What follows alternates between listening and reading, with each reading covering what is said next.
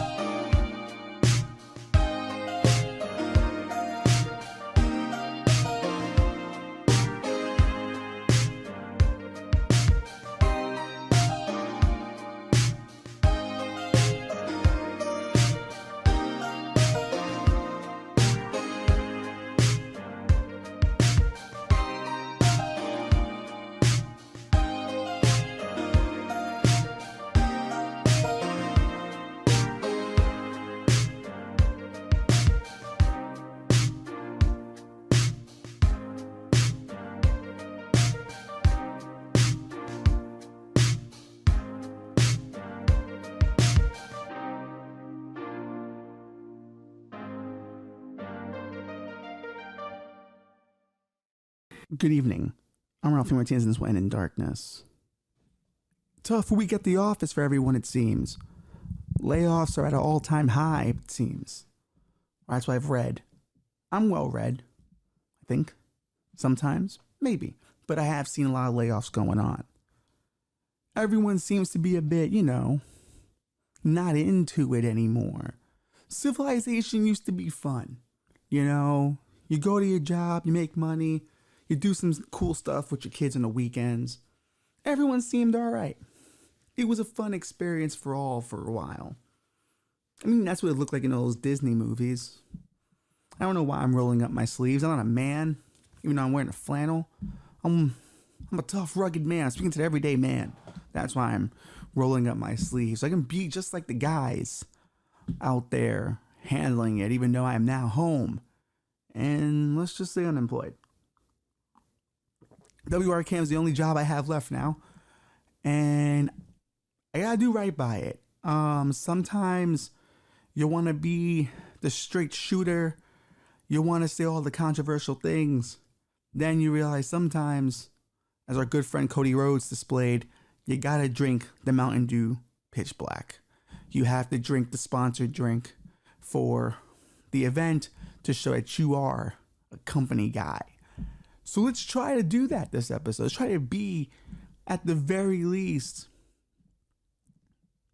charming and not controversial, because we can't lose this job. Everyone else is losing their jobs right now.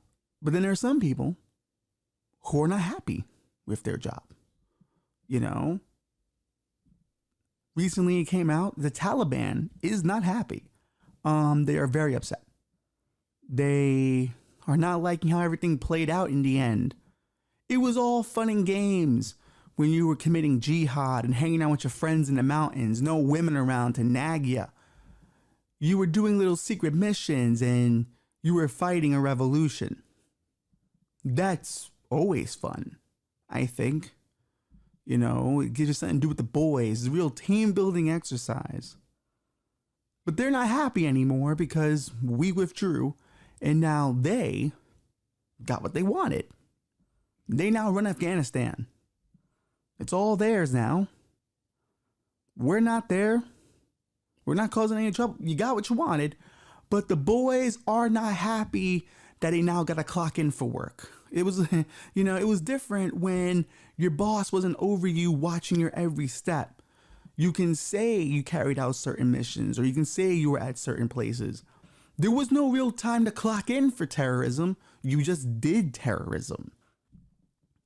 You just committed acts of violence. You were able to hate women freely because there were none around. But man, are they upset now? Because when you get older, or when you get the big boy pants, you now have to do the job. They do not like the 9-to-5 life. And who could blame them? Who does? Maybe that's the common ground we should have been meeting the Taliban on all these years. The 9 to 5 sucks. The 9 to 5 sucks. Let's pull up the article.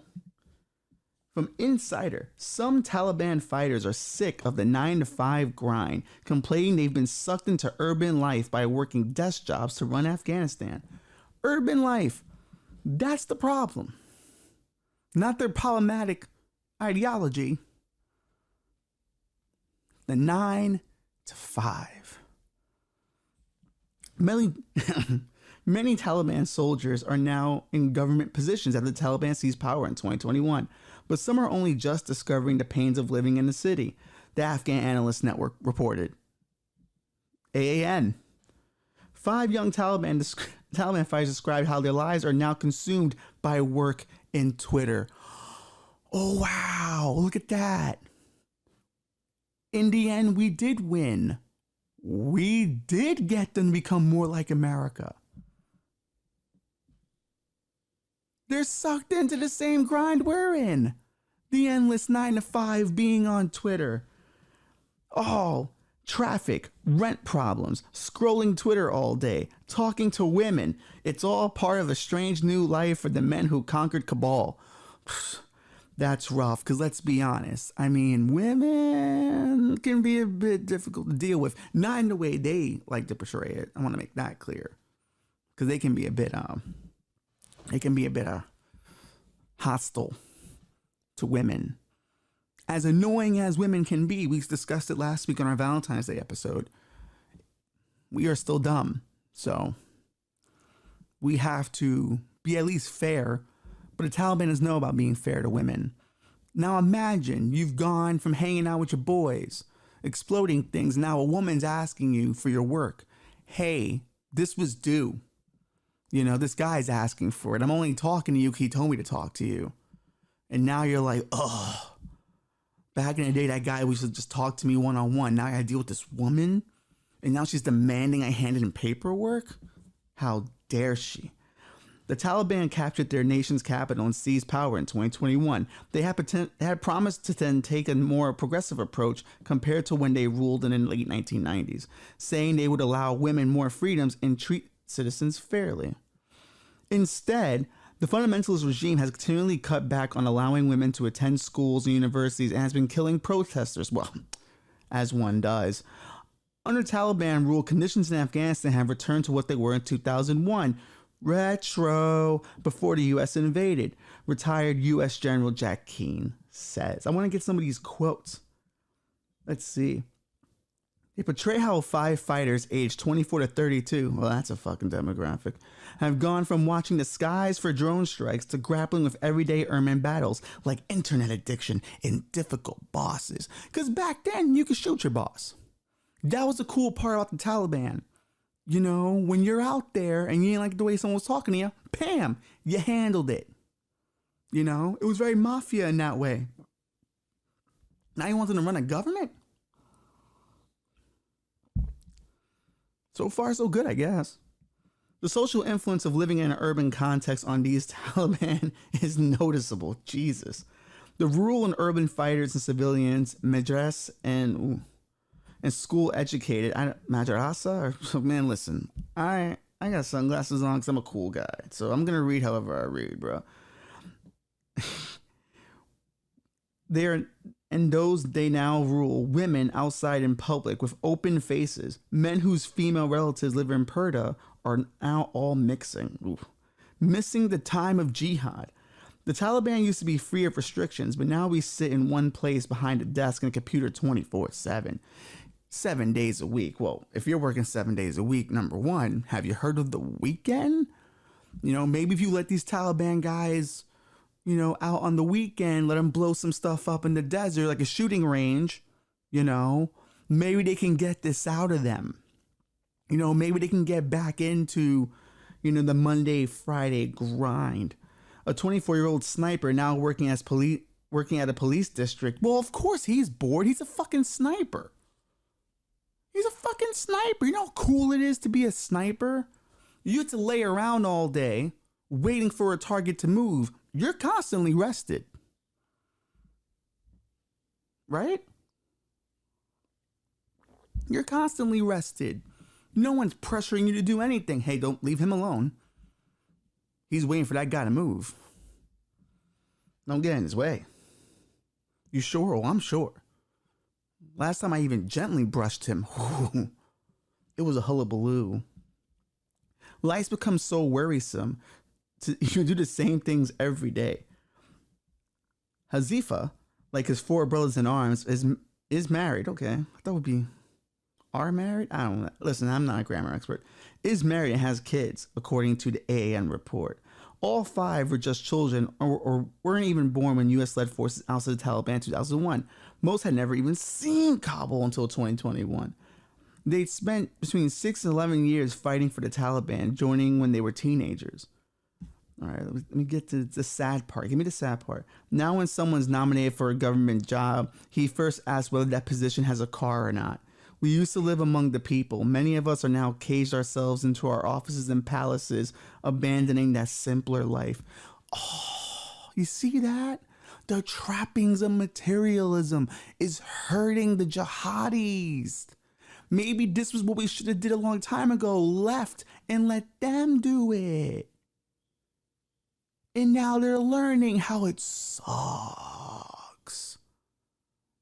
Oh, this is what adults do? Yeah.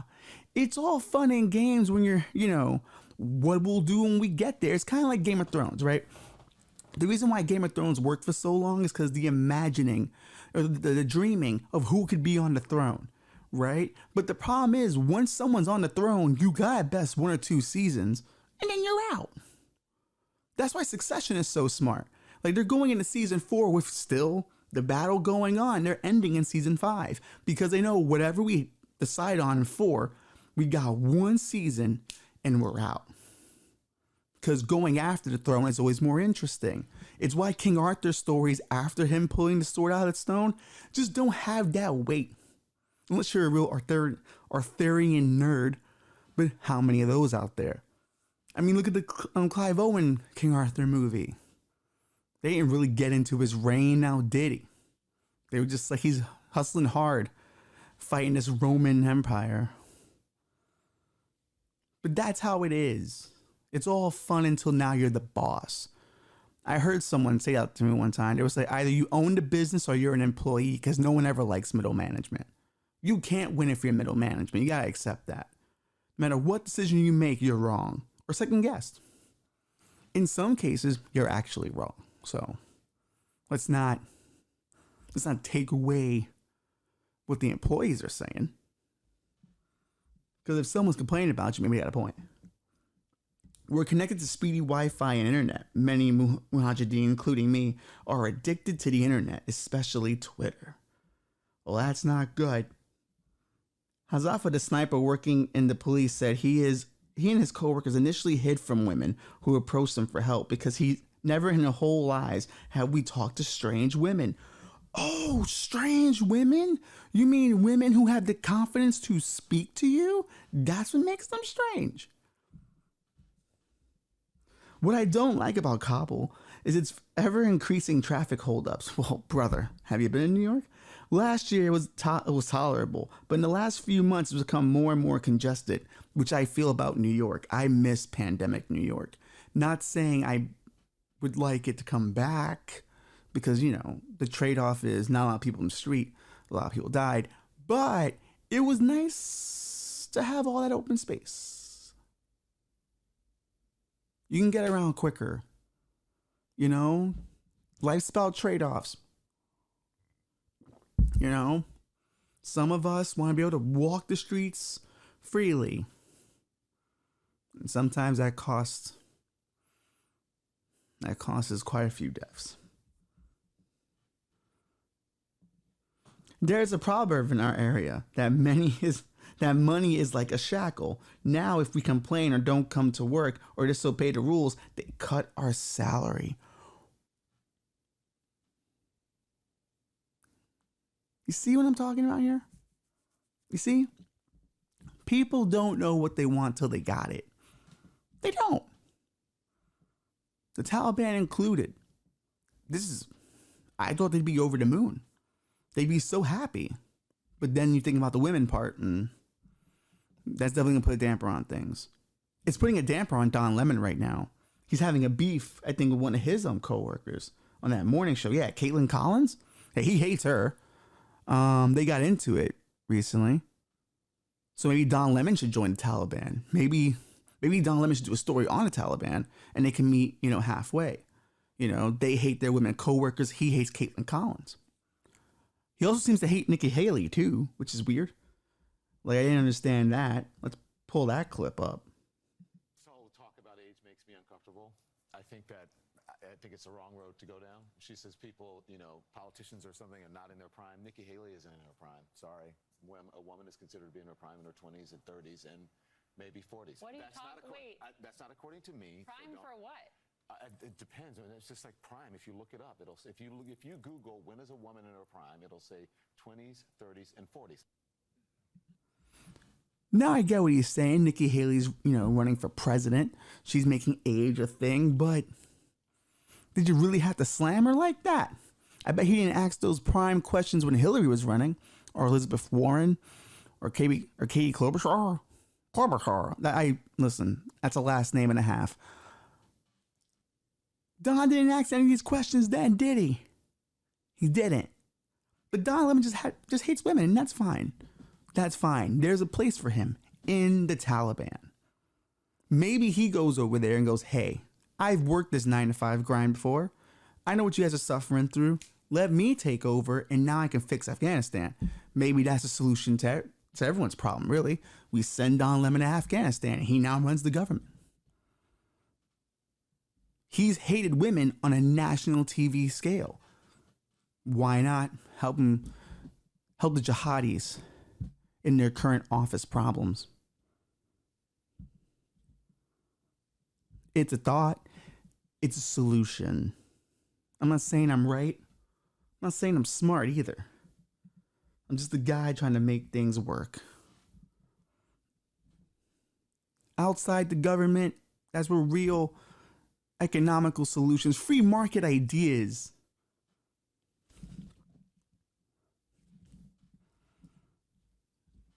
I'm allowing you to marinate on Don Lemon as a member of the Taliban.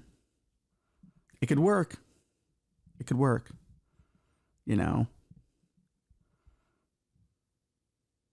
Especially here's the thing with Nikki Haley, right? Like, the bigger question would be, because I know she's like not white. I'll tell you that much. She's not white. I think she's got like a real, hold on. Let's look it up. Nikki Haley. All right.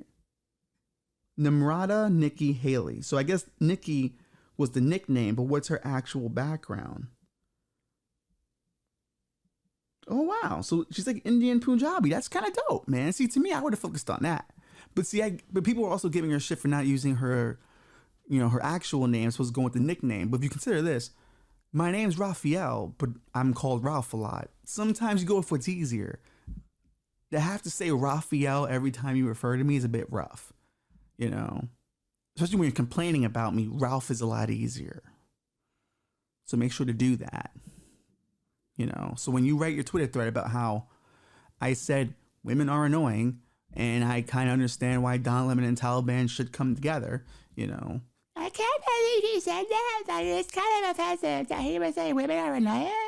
And I'm going to break down an entire thread on the history of, misogyny within governments and TV so he can understand what he did wrong, and it's totally not unhinged at all. I'm just being educational. You're not. I'm not going to read that Twitter thread. I'm not. I'd like to, but I don't have the time because I only care about certain people's thoughts, Now, if you have a blue check mark, I will read the thread.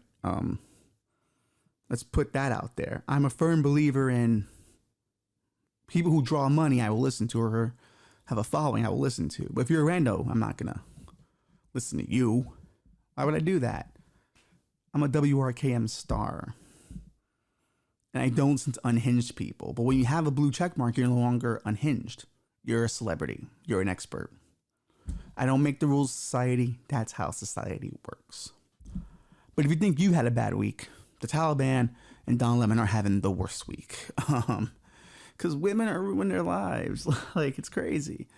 Do we have women here at WRKM? Yes, we do. And they are delightful people.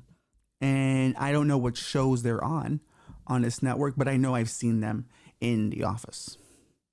So I know we're equal opportunity employer. And I'm also Puerto Rican, so opportunity. When we come back, the Taliban and Don Lemon aren't the only ones having an issue at the office. President Biden's kind of having a little bit of an issue with some stuff in the sky that's driving him nuts. More darkness. And when we come back, or in a few, go.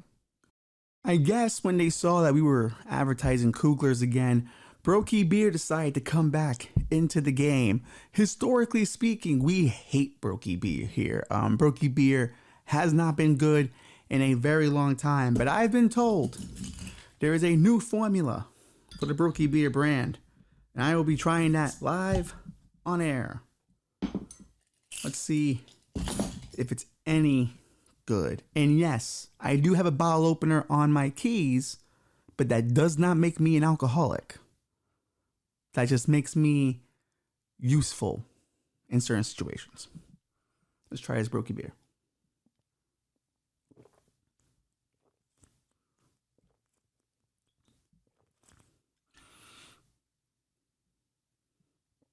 What? No fucking way. This is actually good. Bobby, and I know you're underage, can't drink, but this is actually good, Bobby. Holy fuck. They did it. They made a good beer.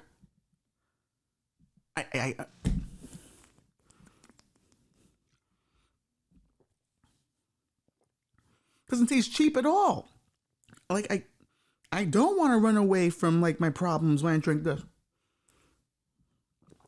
Oh my God, this is not Trailer Park Swine.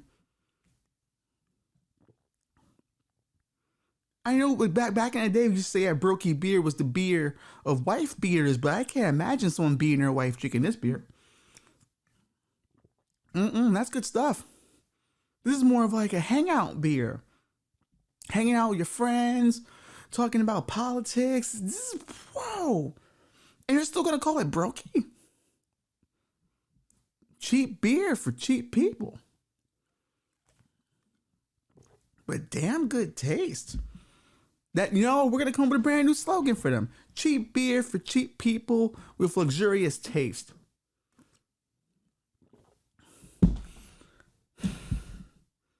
This is... I don't even know what to say.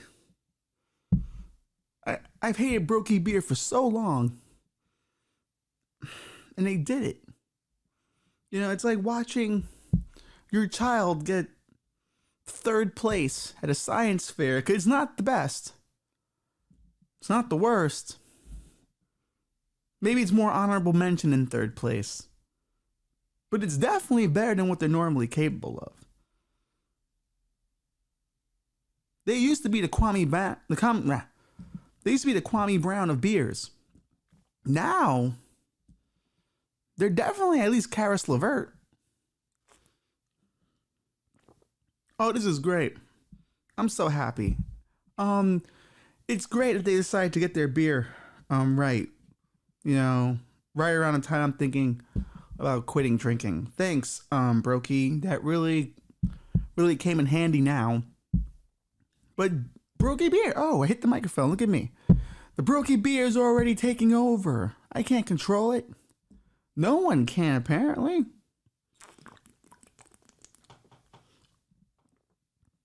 All right. This might be a beer that makes me an alcoholic. Brokey Beer, proud sponsor of this When in Darkness.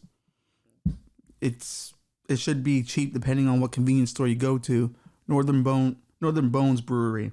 Good Lord, I'm stumbling because this beer is so good now. If the beer can change, maybe our country can change. But I doubt it. And we're back with more This Will End in Darkness. That Brokey Beer Wow. I'm still surprised by it. I did not see that coming from them. But I don't think any of us really saw that coming from Brokey Beard, but none of us certainly saw the amount of things we shot out of the sky recently coming either. Apparently there was a Russian spy balloon. That's how it all started. We missed it last week because we were too busy talking about love for Valentine's Day like a bunch of pussies. But no, love is not pussy. Love is beautiful and all other shit. And how dare we say blah, blah, blah, blah, blah, blah, blah, blah, blah. We're never going to be company guys, Bobby. This is just what it is. They're going to throw us back at 2 a.m. ASAP. Fridays at 2 a.m. was our original time slot. Now we're Saturdays at 10 because they thought we could handle the pressure of being semi late night on the weekend and getting killed by SNL. Because everyone's really building up to that. They're not watching this on Saturday, but we have become a Sunday morning show, which is interesting, which to me works for heroin addicts and alcoholics. But yes, Chinese spy balloons were flying over, and apparently we watched it launch from where it originally came from, and the Chinese say they were only hoping for it to go over Hawaii and Guam, which interesting vacation plans for one Chinese spy balloon. But then they adjusted the radars, I believe, and they started seeing a bunch of shit just flying around. And go figure, go figure that we haven't been using our technology to the best of our ability. Now, some would say, well, to be fair, if we made it super sensitive, you're probably seeing a bunch of nothing. But let's not go there. That's boring. That's not fun. That's the Neil deGrasse Tyson way of looking at things. Because Neil deGrasse Tyson was on CNN with my journalist crush, Aaron Burnett, which, how dare he? Aaron Burnett is my favorite female journalist. Back off, bro, because she's my crush, all right? She's smart. I believe her when she says things, and she has witty comebacks. Back off, Neil deGrasse Tyson. We all know how you get down, my friend, allegedly. But he was on there, and he was saying, well, I don't believe it's aliens. He's like, why would aliens have balloons? And I would beg to differ. We built balloons. Why wouldn't they have balloons? Granted, they traveled several light years to come see us, but let's be honest. Did people forget about Empire Strikes Back? The planet Hoth? Did the Empire come willy-nilly with their TIE fighters and all that? No, they sent the probe droids first. Those little black tentacle things, man. I used to have that toy. So if it's good enough for the Empire, good enough for the aliens, if you ask me. Who are we to outthink George Lucas? Maybe George Lucas had an inside track to how aliens would think. I'm not surprised. George Lucas is a genius. And I don't care what anyone says about the prequels. They were great films. Great films. If you take them as part of the 6. We don't acknowledge 7, 8, and 9. May 4th, we're coming with a May the 4th special you better be fucking ready for. Because I'm finally doing it. We're killing Rian Johnson that day. No, we're not. We're actually going to defend him a little bit and then destroy him afterwards. We build up our heroes to tear them down. But probe droids. Maybe that was the way to do it. Maybe these are their versions of probe droids. Are aliens not interested in balloons? Seems like a weird thing to be upset about, Neil deGrasse Tyson. He also said, well, we have cell phones. How come no one has ever, gotten a good video on their cell phone? And I'm like, have you ever tried using your cell phone at night? Have you? Especially when you're out drinking outside a nice beer garden. The fuzzies are always there. Even the iPhone isn't that good just yet. We can get a fucking close-up of the fucking moon on a new Samsung S20, but we can't get a fucking UFO. There's just some things that we can't do. The zoom isn't that great. And no one's carrying around DSLRs. I know about DSLRs. That used to be my job before they let me go. I always thought the podcast would be the reason why they let me go, but that wasn't it. It legitimately was money. I'm confused by it because I didn't make all that much. But after days of just shooting things down all over Super Bowl weekend, which was a great weekend to do it. If you're going to shoot things down, you know what country you have, a country of degenerate gamblers. Do it during the Super Bowl. Just they don't even acknowledge it. I'm watching the Super Bowl with my in-laws, and I'm looking at Twitter, and I'm watching Patrick Mahomes be great. Well, actually, let's give up Jalen Hurts his due. Both quarterbacks are fantastic. It's actually one of my favorite Super Bowls now because I love the back and forth. But I'm also watching, the UFO stuff on the Twitter because I want to know. I want to know what we're shooting down. Now Biden says we're not going to be able to recover that stuff that we shot down. So we should just, calm down with the conspiracy. But what he doesn't realize is the longer you don't show us anything, more conspiracy happens. The beautiful thing about conspiracy is that it's like, how do I put it? It's intellectual folk art. It's not, it's like, it's pseudo intellectual folk art. There are conspiracies that are out there, and I love conspiracies only because I think they show how the human mind operates. The less you give us, the more we can imagine, the more theories develop. Now, for me personally, some of my favorite UFO stories aren't the ones where people get abducted because that one's, listen, I've had sleep paralysis for about, I want to say 12, 13 years. And I've had some experiences on sleep paralysis that I even talked about here, I think a little bit a while back, that I thought were maybe supernatural, but you do a bit more research, you can see that maybe they're a little bit fake. So the abduction stories sometimes don't grab me. But the other shit, the military shit, that's the stuff that grabs me. And I wanted to pull up some guys who spoke at the National Press Club, because I was rewatching The Phenomenon recently, which is a fantastic documentary on aliens.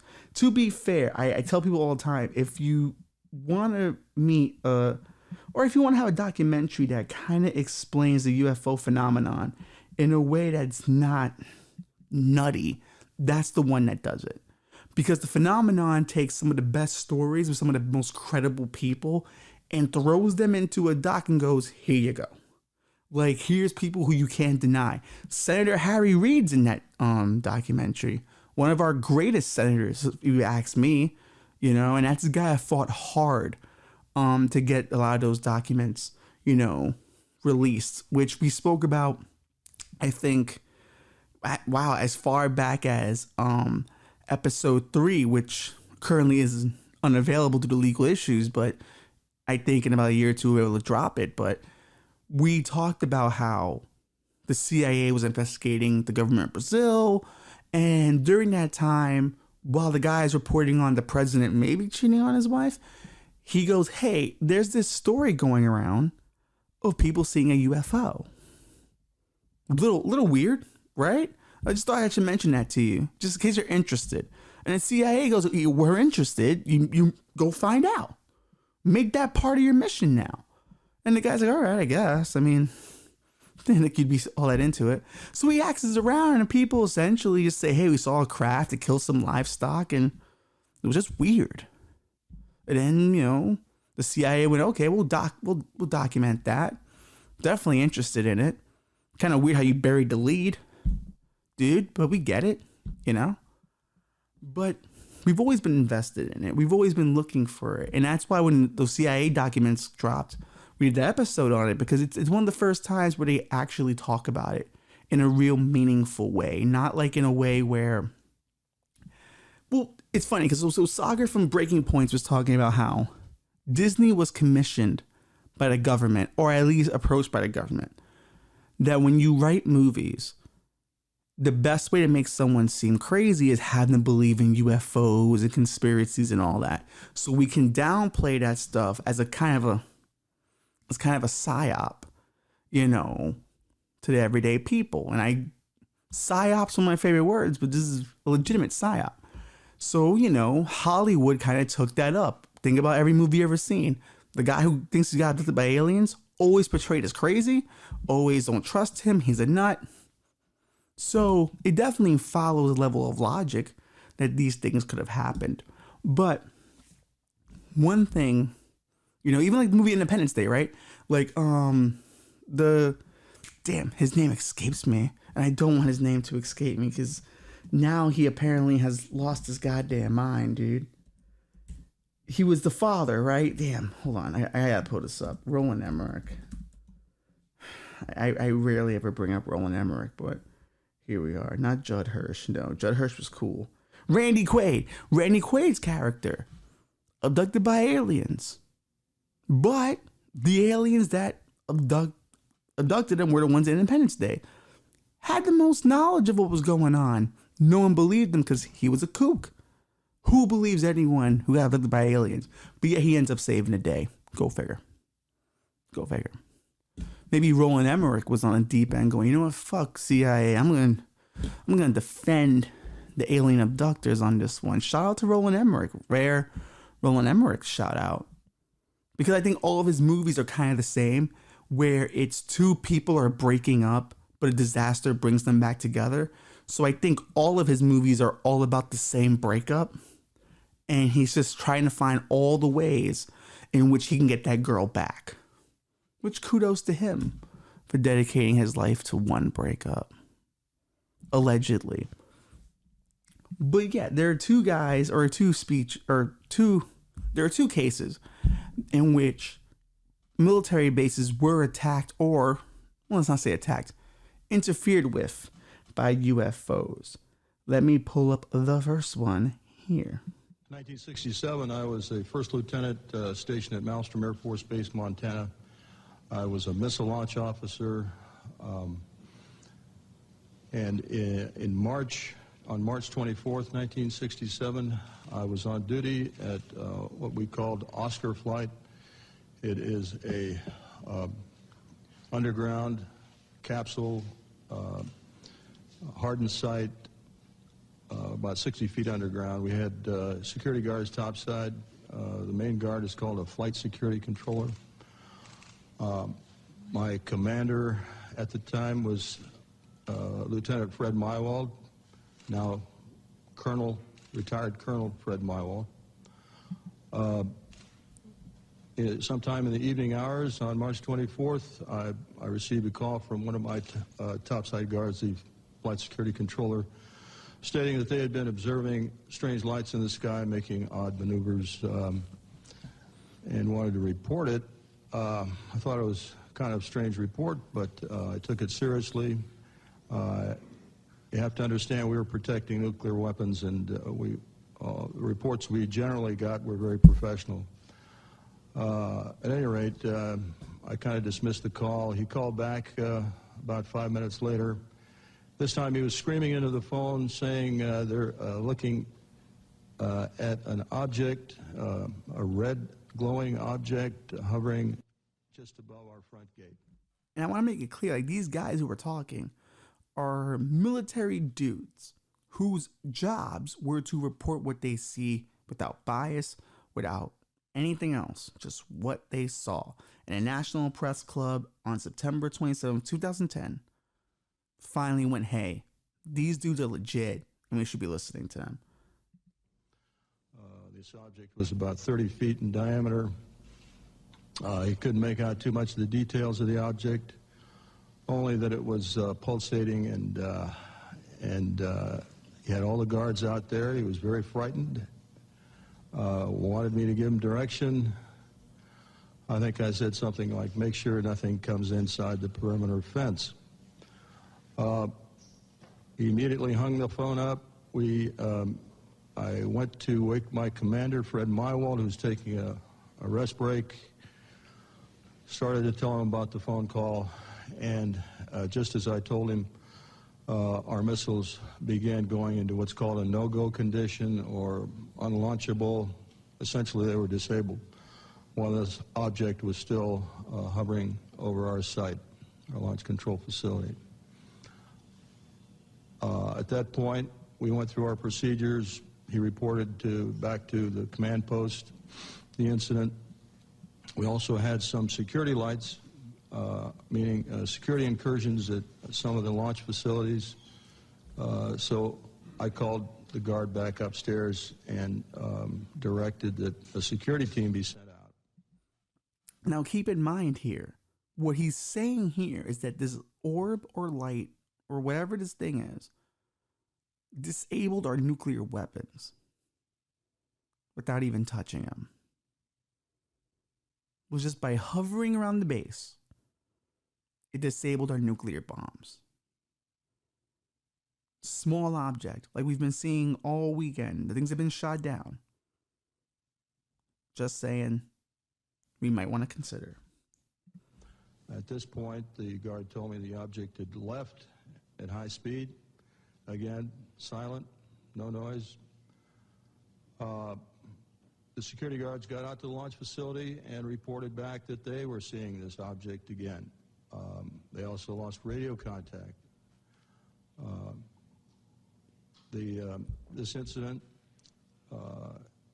terminated at that point. We reset the security alarms, but the missiles themselves were still disabled.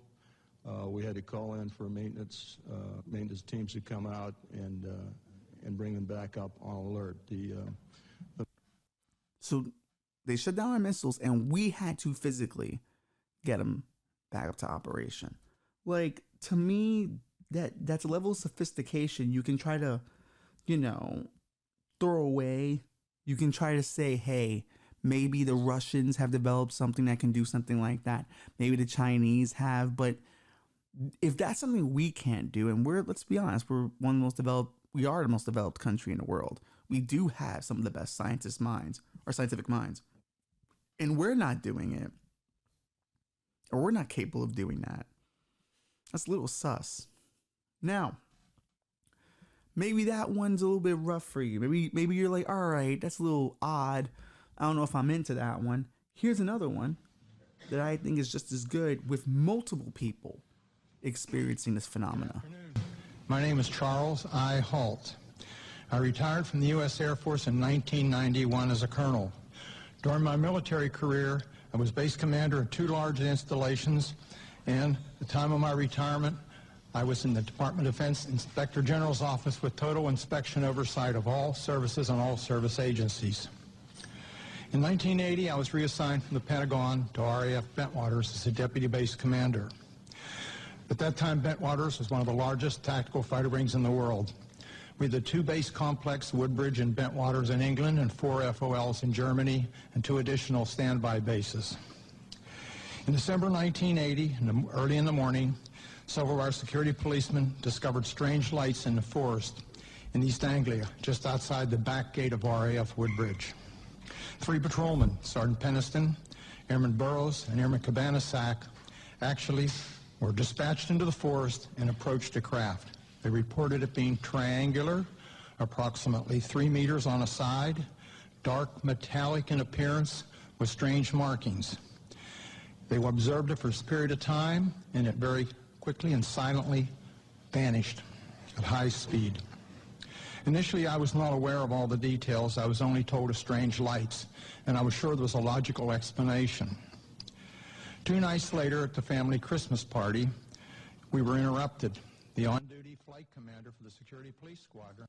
And let's be honest, who wants to be interrupted during the Christmas party?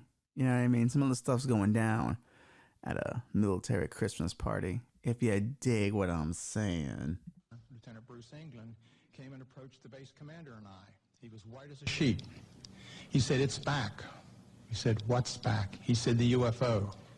Well, we still were, I should say, non-believers at that point. Since my boss had to do the presentations, I was tasked, unfortunately, to investigate. So I went home and changed clothes. I really expected to find a logical explanation. I took several security policemen with me, a disaster preparedness NCO who took an APN-27, a Geiger counter, and a camera. I also had my small cassette recorder I carried everywhere when I was on duty. This dude was fucking prepared. Like, look at all the equipment he's bringing with him. He's like, all right, I'm getting this shit on fucking footage. I'm getting this fucking audio, whatever. This is what I want people to do when UFOs show up. Risk it for the biscuit. Say you get abducted. Say they destroy you. At least you're going down with the ship. You know what I mean? You're doing something that's honorable. Don't be a bitch and go towards the aliens, not away from them. I was taken to the supposed site. We found indentations approximately 1.5 inches deep, approximately 6 to 8 feet on a side, and radiation of 8 to 9 times normal background radiation. Not enough to be dangerous to somebody, but significant. We also found broken branches on the trees. While we were milling around trying to make sense of the whole thing, one of the individuals with me suddenly spotted something. Off through the forest was a bright, glowing object. The best way I can describe it, it looked like an eye. It was bright red with a dark center. It appeared to be winking. It would sort of wink. It was shedding something like molten metal. It was dripping off it. It silently moved through the trees, avoiding any contact. It bobbed up and down, and at one point it actually approached us. We tried to get closer. It receded out into the field, beyond the forest, and silently exploded into 5 white objects. Gone. So we went out into the field looking for any evidence, because something had apparently been falling off it. We found nothing. But while we were searching around in the field, one of the people with me noticed some objects in the sky to the north. There were 3 or 4 objects in the north, brightly colored, changing from elliptical to round, and moving at very high speed and sharp angular movements as though they were doing a grid search. While we were watching them, somebody else noticed to the south there were 2 objects just sort of hovering in the sky. One object approached us at very high speed, best guess is 3,000 to 5,000 feet, somewhere in that neighborhood, stopped directly overhead and sent down a concentrated beam at our feet. It was about 1 foot in diameter. The best way I can equate it is sort of a laser beam. We stood there in awe. Was this a warning? Was this an attempt to communicate? Was this a weapon or just a probe? Just as suddenly as it appeared, click, it disappeared. We stood there, really concerned. About that time, we noticed the other object to the south was sending down beams, about a mile, mile and a half away over Woodbridge Base. We had 3 different radios with us, the police radio, the security police radio, and I had the command net. All 3 radios were functional. We were talking to control centers. They were constantly breaking up, and we had great difficulties communicating. But we were able to discern that on the police and security net, that some of those beams were either falling into or near the weapons storage area, and there's a great deal of concern. It really bothered me at the time. Every time something of significance happened that night, I kind of clicked on my little tape recorder and recorded it. I just want to pause them real quick. Once again, the weapons area. They're highly aware of where the weapons are. That's what they're looking for. That's what I'm saying. So I'd have a record of it for the next day. Unbeknownst to me, a copy of that was released by one of my coworkers several years later, and hence there was a lot of publicity. My superiors at the time were informed what happened. I briefed my boss. I played the tape for him. He listened intently. He was aware of the incident because he was monitoring the night before on the radio. He and several others were. He took the tape to the 3rd Air Force staff meeting the following Wednesday. 3rd Air Force was the Air Force headquarters at that time in England. Played it for General Baisley, the commander and staff. They all sat silently. The decision was, it happened off the base, so it's a British affair. In other words, they were loath to get involved. So my boss came back and threw me the tape recorder, and I said, well, what do we do, boss? He said, get with Squadron Leader Moreland, who was the British liaison officer. So I just wanted to get these 2 stories together for a reason. Because I got a theory, baby. That's what we do on this show. We have theories. Robert Salas and our boy here, Charles Holt, have witnessed orbs or maybe alien technology studying our weaponry. Now, Robert Salas would have continued that clip where it told you 10 nuclear missiles were decommissioned or out of commission because of that orb. The week before that, another base experienced a similar thing with similar orbs. Now, here we are, Charles Holt, talking about these orbs are scanning the weapons of his base. I firmly believe the reason why we saw an uptick of all these nuclear, I firmly believe that once we, let me try. I firmly believe that the reason why we're seeing all these UFOs, and it happens so closely after the nuclear bomb was dropped, is because they've always been watching. I mean, look at Renaissance paintings. People have painted UFOs into their paintings. I think that was the crossing of the Rubicon. Oh, they figured out how to manipulate atoms, but instead of doing something real with it, they're blowing each other up. You hear about UFO sightings at White Sands Trinity Base, where we tested our nuclear bombs.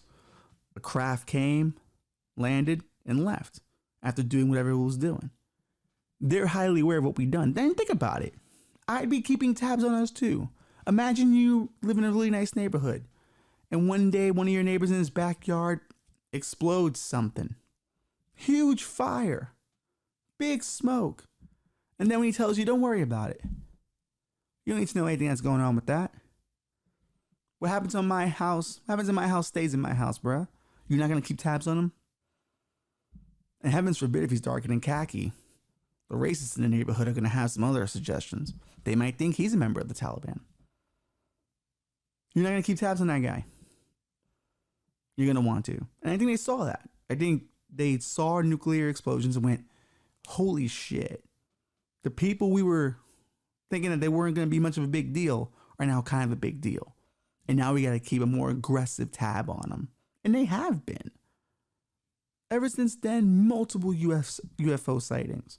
Some people interacted with the aliens.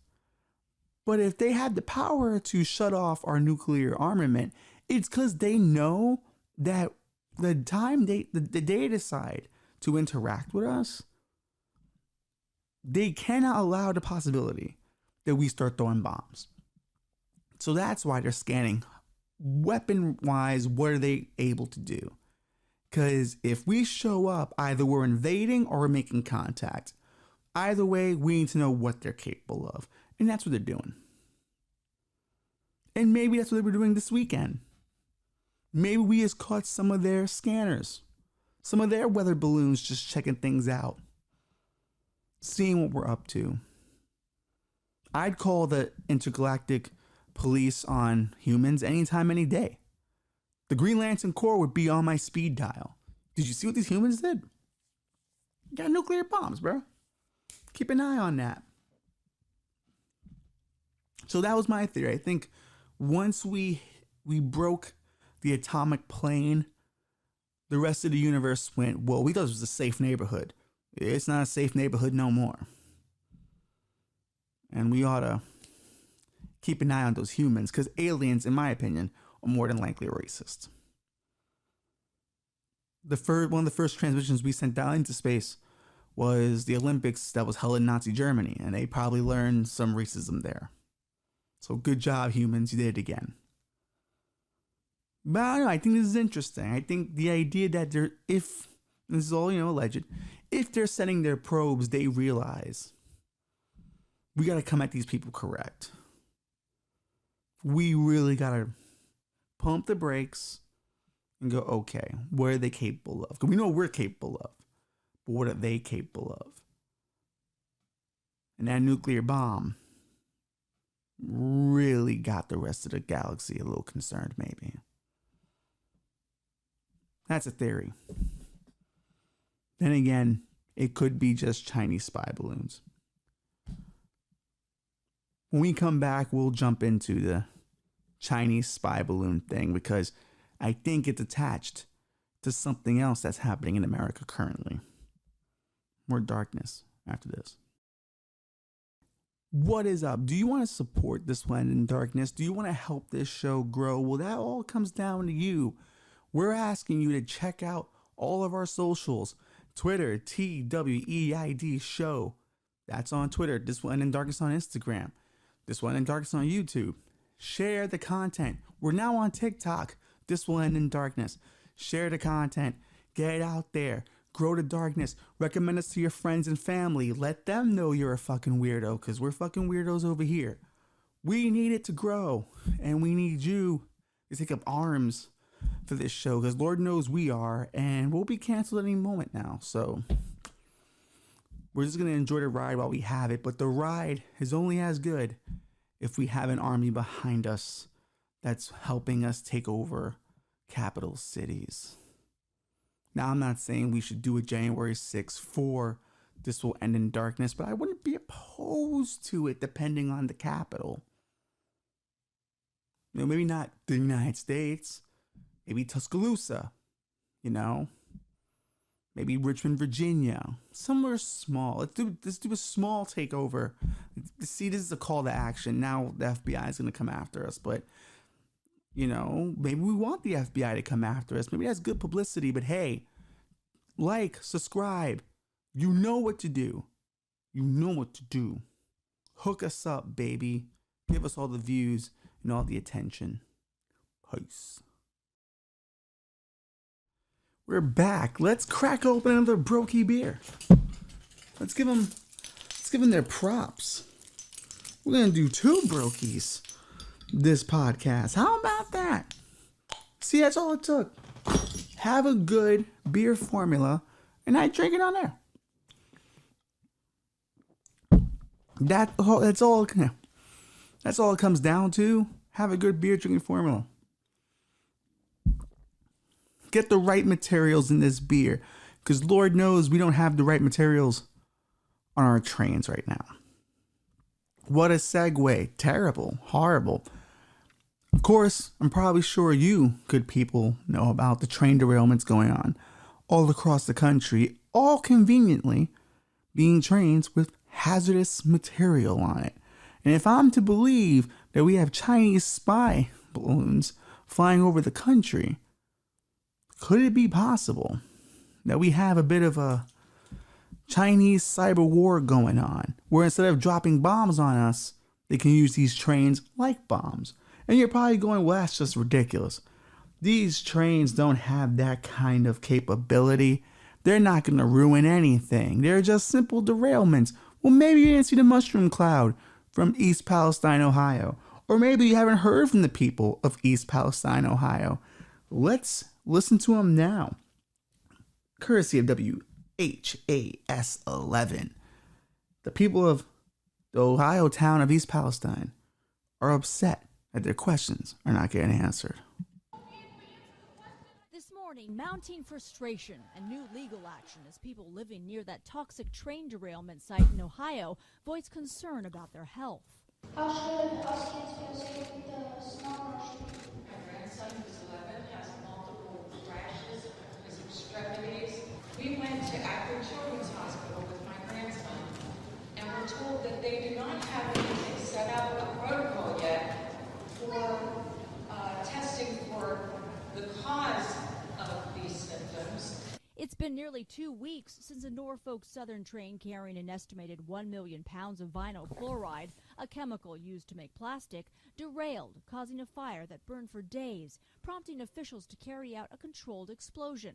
5,000 East Palestine, Ohio residents were evacuated.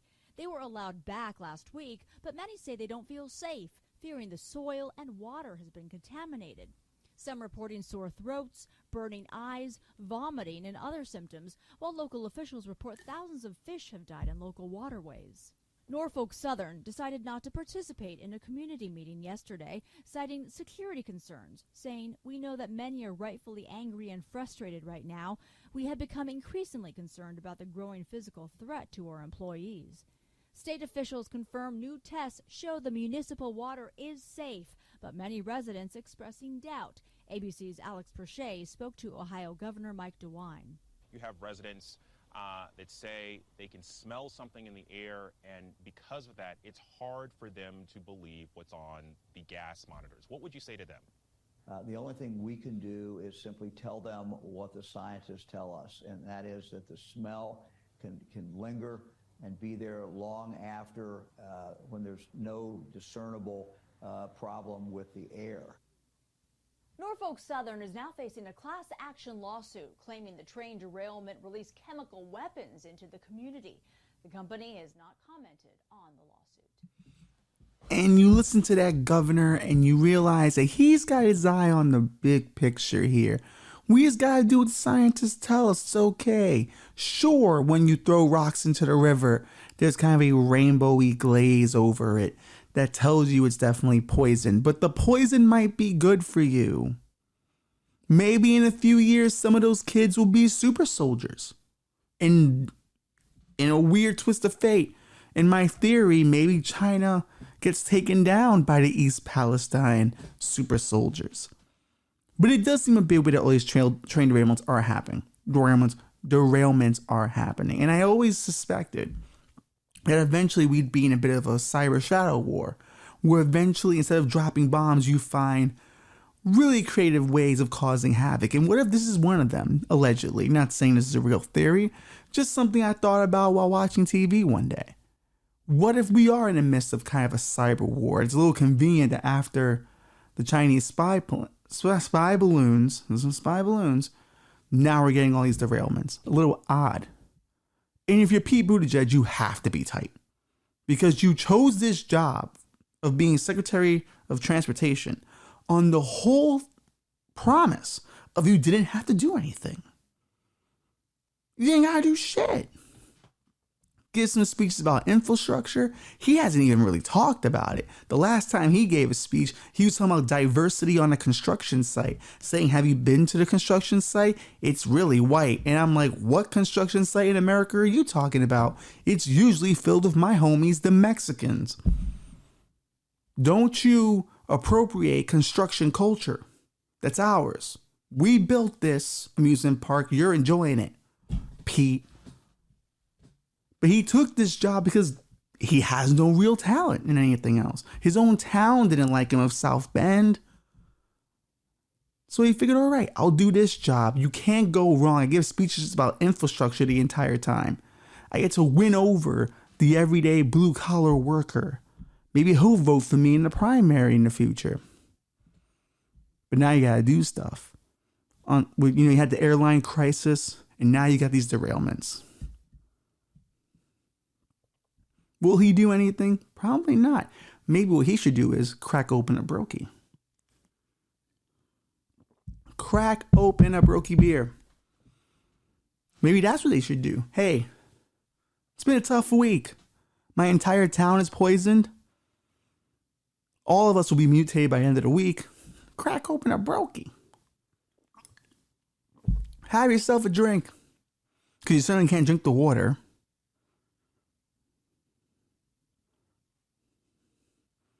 Now Pete's going to have to do his job. And I hope he does a good job because, it's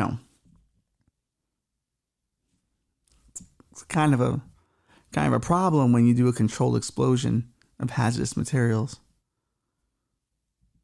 near a place in Ohio that's connected to quite a few of the rivers in America. So one might say all the water could eventually be contaminated. But of course, we're not going to go after them. Joe Biden's DOJ has already decided we're not going to go after them. We're going to dismiss some of these cases because, act of God. If you think Democrats care, if you think Republicans care, you have been watching this show. But I wish Pete luck because this is a tough day at the office. It's not a good day to be an Eddie Munster lookalike. And shout out to the company for not showing up to that town hall because they knew they deserve to get shot. This is not a call to action. No one should be shooting anyone. But if you shot the executive of the rail company, I wouldn't blame you. But good call on them not to go. I just can't wait for the Aaron Brockovich movie to come out of this. I just wonder who would get the spot. Maybe Natasha Lyonne. She's doing the whole woman I'm a mess thing with the gruff voice. Poker face. And then she can be witty I can't believe my life's a mess, but I'm going to figure out the railway system, She'll be charming and all that. Brian Cox, we can get him to be the railway executive because everyone loves to hate him. you know. And listen, Natasha's got a gimmick, good for her, but it's kind of the same gimmick, and it's kind of getting tiring, you know. I just imagine a trailer, man. Why don't you just settle, Natasha? Settle with the train companies. Why don't you come in and we'll give you some money? And her only response is for the trailer, nah, that's it. Like, you know, just that shit-eating grin. That, yeah, like that 40 cigarette voice. That's what we want now. She should be Erin Brockovich now. And she deserves it. She's been around for a good bit. She figured out a gimmick. Let's reward the gimmick. Let's put the belt on her. We do it in pro wrestling all the time. Someone's got a good gimmick. Put the belt on them. Let's make her a champion. Let's give her the Oscar. But we gotta get this movie made first. I don't know what we call it. You know, we can call it East Palestine. You know, just keep it, you know, just really Oscar worthy. Just name the location, you know, or the waters of Palestine, because that can give it kind of like a biblical kind of joint to it. And Natasha Lyonne's back at it, you know, doing Russian doll poker face things. See, Brokey beer is good for me. It gives me good ideas.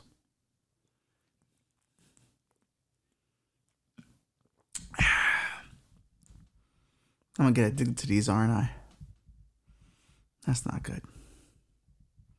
But hey, you know, maybe we are in a cyber war, or maybe corporations are just doing this purposely to drum up support for certain bills. But it is a bit weird. Houston, East Palestine. I think another southern state also has derailment, and they're all hazardous chemicals. Or maybe we're just noticing that because the first one got reported, and now they're reporting all of them. I don't know. That's a logical way of looking at it, but I refuse to see logic. I think we're in a cyber war. That's my theory. No evidence. Then again, who can prove anything anymore? Who can prove anything? But it's a tough day at the offices of many people. And the key really is to not give a shit. Just really just coast on by. People will forget. It took the news to report this like a whole week. The New York Times didn't even touch it. And now that they're touching it, they're kind of, you know, running cover for the institutions about why there might not be a real investigation into it. So thanks, New York Times, for that. We just got to get by. Hey, we're all just trying to make it to the weekend, you know? That clock out at 5 on a Friday. I know the Taliban guy is the jihadist. He can't wait to clock out at 5 on Friday just to get away from these women. Don Lemon, apparently he wasn't even on the morning show today. Or we're recording this Friday, but apparently he wasn't even on the morning show because those women are so goddamn annoying. He was happy to clock out early. I'm sure everyone investigating UFOs in the government this week, they were happy to clock out. Just got to get past this weekend of all the shoot downs. You know, Pete is just sitting there going, man, can't wait to Saturday. Because then I can forget all about this for 2 days. And then I'll forget about it some more. And then no one will bring it up. Then when they do, I'll go, my hands were tied. Bureaucracy. Then Natasha Lyonne will step in and solve the problem for him. Erin Brockovich style. What a country. What a life. Then again, what do I know? Maybe deep down we've always known how these situations, or this week, was going to end.